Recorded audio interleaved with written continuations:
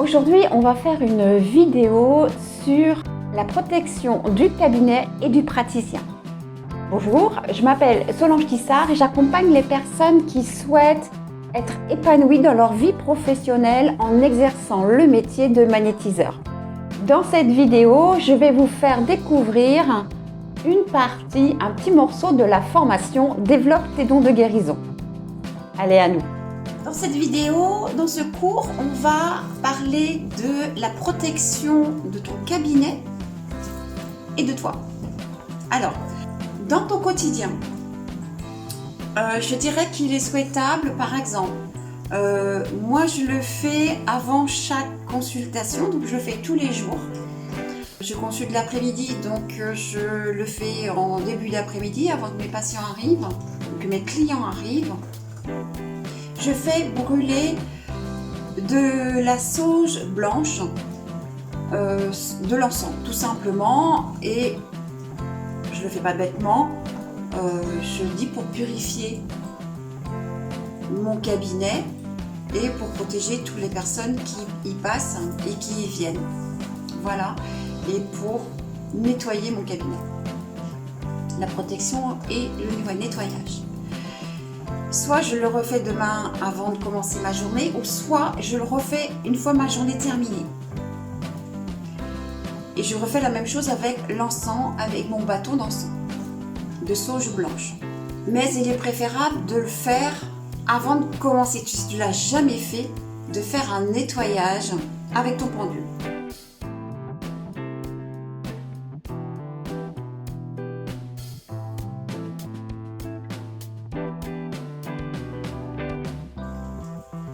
Voilà, là j'ai mon pendule qui s'arrête, ça veut dire que le nettoyage est terminé. Alors si vous ne l'avez jamais fait, ça peut mettre un certain temps, mais il faut le faire. Tant que votre pendule ne s'arrête pas, vous restez là et vous répétez la même phrase dans la tête.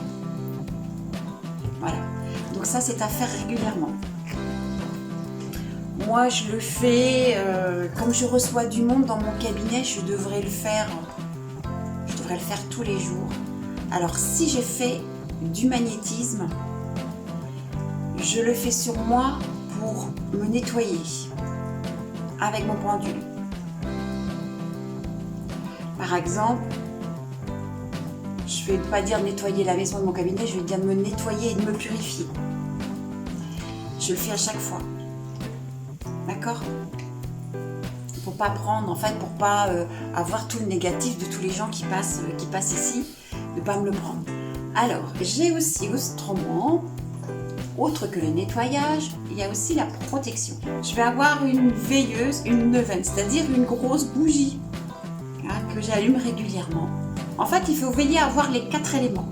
J'ai par exemple ici l'eau, j'ai ma fontaine. Il est préférable de ne pas la laisser éteinte, toujours la laisser en action.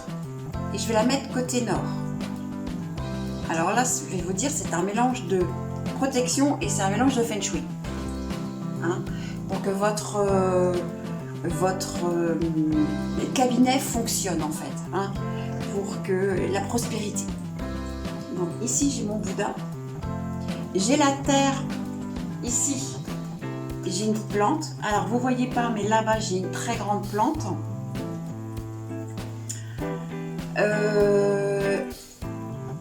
Donc le feu, la bougie. Et je vais déposer aussi, alors, aux entrées, donc portes et fenêtres, des plantes défensives. Comme par exemple du cactus et de l'aloe vera, voilà. J'aère régulièrement mon cabinet, c'est-à-dire à chaque jour, fin de séance, j'ouvre. Pas longtemps, mais j'ouvre. Je renouvelle l'énergie de la pièce. Avoir un mobilier plutôt de bois que du plastique et du fer. Le fer, c'est froid. Le bois, c'est chaleureux, c'est chaud et c'est naturel. Comme porter des vêtements plutôt en coton, plutôt en matière naturelle, du lin aussi. Mon chemisier là, bon, c'est de la fabrication maison, c'est du coton. Vous pouvez aussi utiliser des huiles essentielles, ça sent très bon quand vos clients viennent, c'est hyper agréable et c'est moins agressif que les bâtonnets d'encens à la sauge, la sauge blanche. C'est beaucoup moins agressif. Alors autant que c'est super agréable mais en petite quantité les bâtonnets d'encens, ne laissez, si votre cabinet est petit, ne laissez jamais un bâtonnet d'encens se consumer entièrement. Je vous conseille de faire juste un petit peu, même pas la moitié, en fonction de la grandeur de votre pièce, même pas la moitié, vous l'éteignez. Vous n'êtes pas obligé d'utiliser le bâtonnet en entier. Et mettez plutôt de l'huile essentielle qui va générer une senteur super agréable aussi, pendant après tous vos soins. Vous pouvez mettre du pin, du sapin baumier, de l'épinette noire. Voilà pour les conseils pour la protection et pour attirer le travail. Vous allez voir, ça change tout en fait.